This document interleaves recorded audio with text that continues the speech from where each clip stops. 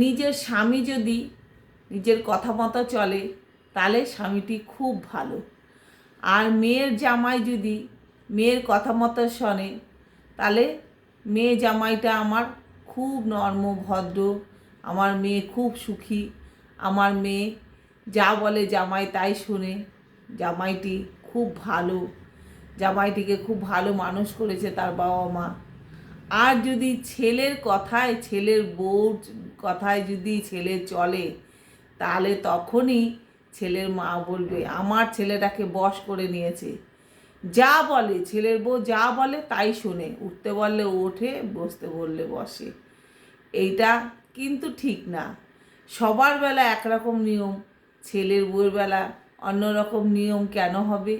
সবার স্বামী যদি সবার কথা মতো চলে তাহলে আমার ছেলেটিও বউটির কথা শুনুক না, তাতে যদি তাদের সংসার সুখের হয় হোক।